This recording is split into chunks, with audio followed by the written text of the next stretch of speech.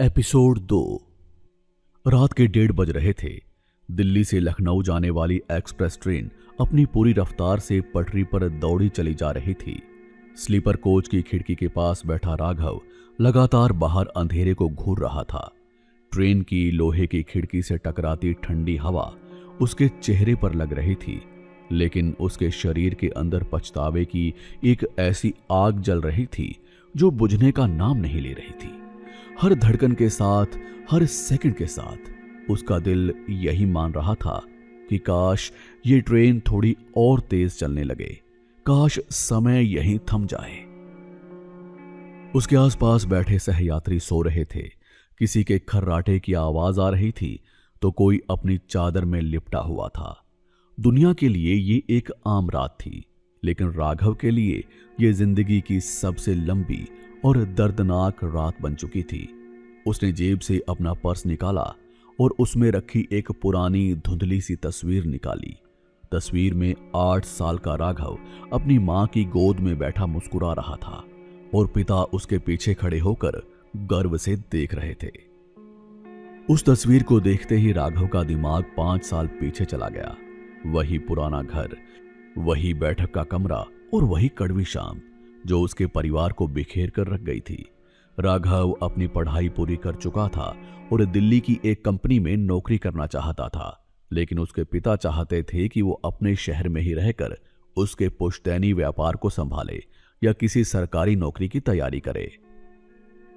पिता फ्लैशबैक में गुस्साती हुई आवाज में कहते हैं, तुम शहर जाकर क्या करोगे राघव? इस घर की, इस जमीन की कोई कीमत नहीं है तुम्हारे लिए। मैंने अपनी पूरी जिंदगी इस शहर में खपा दी और तुम अपनी जड़ों को छोड़कर भागना चाहते हो। राघव फ्लैशबैक में गुस्से से चिल्लाता है, ये मेरी जिंदगी है पापा, आप हमेशा मुझ पर अपने फैसले नहीं थोप सकते। मुझे आपके इस छोटे से शहर और आपके इस पुराने धंधे में कोई भविष्य नहीं दिखता। मैं यहां घुटन महसूस करता हूं। वो शब्द, राघव के अपने ही बोले गए वो शब्द आज उसके कानों में शीशे की तरह पिघल कर गिर रहे थे। छोटे से शहर में घुटन महसूस करता हूं। उसने अपने पिता के आत्मसम्मान पर चोट की थी और जब पिता ने गुस्से में आकर कहा था, अगर तुम आज इस चौखट से बाहर कदम रखोगे तो फिर कभी वापस मत आना, तो राघव ने बिना सोचे समझे अपना बैग उठाया और दरवाजा पटक कर चला गया था।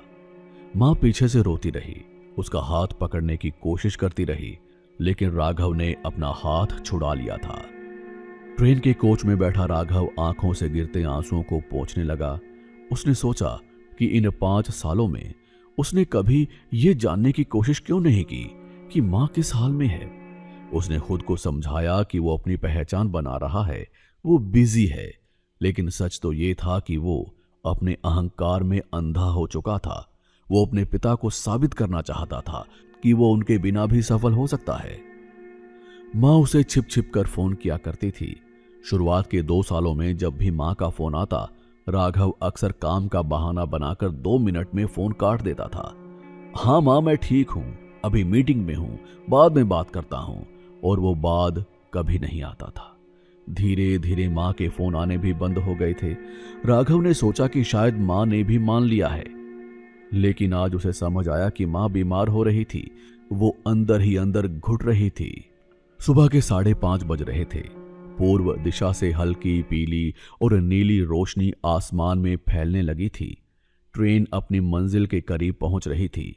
स्टेशन के आउटर पर ट्रेन की गति धीमी पड़ी। राघव खिड़की से बाहर अपने पुराने शहर के जाने पहचाने पेड़ और वो छोटी छोटी दुकानें और पुरानी इमारतें देखने लगा।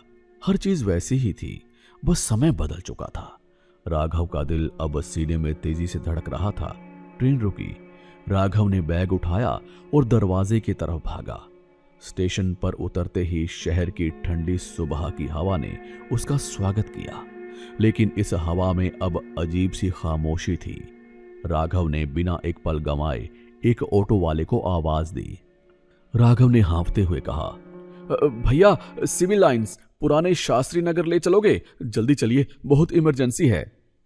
ऑटो स्टार्ट हुआ और गलियों से गुजरने लगा। राघव ऑटो की सीट पर बैठा अपनी घड़ी देख रहा था। 6:15।